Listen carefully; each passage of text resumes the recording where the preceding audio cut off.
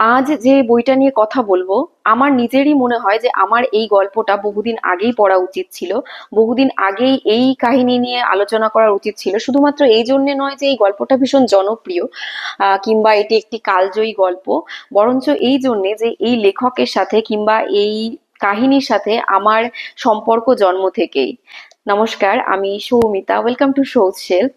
আমি যে বইটার কথা বলছিলাম, যেটি আমার বহুদিন আগে পড়া উচিত ছিল, সেটি হচ্ছে সকলের প্রিয় আদর্শ হিন্দু হোটেল। লিখেছেন বিভূতিভূষণ বন্দ্যোপাধ্যায়।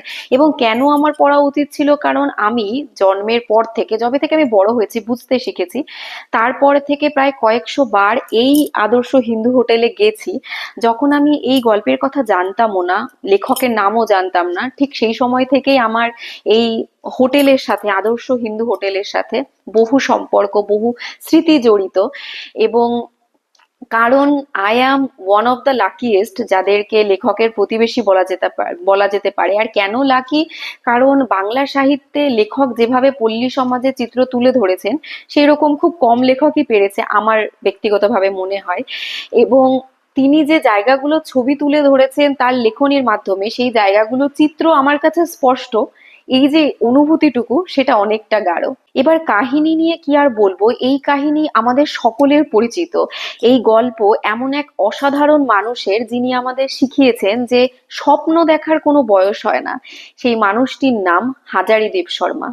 রানাঘাটের একটি হোটেলে তিনি সামান্য ন্যূনতম বেতনে চাকরি করতেন, রাঁধুনির চাকরি করতেন। এবং অকারণে লাঞ্ছনা, নানান অপমান সহ্য করেও তিনি নিজের রান্নার গুণের মাধ্যমে সকলের মন জয় করে নিতেন। তার একটা স্বপ্ন ছিল হোটেল খোলার। চরম দারিদ্রতার মধ্যেও তিনি এই স্বপ্নটি দেখতেন। এবং শেষমেশ শত বাধা পেরিয়েও হাজারি ঠাকুর শেষমেশ তৈরি করেছিলেন, প্রতিষ্ঠা করেছিলেন তার স্বপ্নের নিজস্ব আদর্শ হিন্দু হোটেল। কাহিনী এটুকুই, হাজারি ঠাকুরের এই যে স্বপ্ন পূরণের লড়াই, এইটুকুই কাহিনী। তবে আমার মনে হচ্ছে এটা শুধুমাত্র স্বপ্ন পূরণের লড়াই না, এটি আত্মসম্মান ফিরে পাওয়ারও লড়াই। গল্প নিয়ে আমি আর কিছু বলবো না।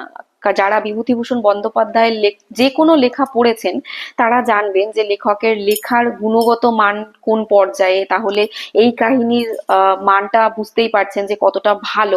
শেষ করার আগে বলি যে আমি যে বইটি পড়েছি সেটি মিত্র এবং ঘোষ প্রকাশনীর। আমি কোনো একবার বইমেলাতে, কলকাতা আন্তর্জাতিক বইমেলা থেকে কিনেছিলাম। এবং এর মূল্য লেখা আছে, খুব বেশি ছিল না, 150 টাকা। তার উপরে বইমেলা থেকে তো 10% ছাড় পাওয়া যায়। আর তোমরা যদি কলেজ স্ট্রিট থেকে কেনো, তাহলে আমার মনে হয় 20% ছাড় পেয়ে যাবে। এবং যারা বিভূতিভূষণ বন্দ্যোপাধ্যায়ের আদর্শ হিন্দু হোটেল পড়েছেন, যারা পড়োনি তাদেরকে আমি রিকোয়েস্ট করবো যে তোমরা শীঘ্রই পড়ো। গল্প নিয়ে আমি আর রিকোয়েস্টও করবো না যে এটা কতটা ভালো, সেটা নিয়ে কোনো কথা বলবো না, আমরা সবাই জানি লেখকের লেখা কেমন।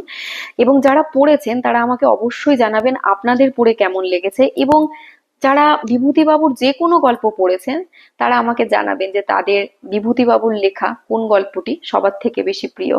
আচ্ছা, আজকের মতো এটুকুই। টাটা।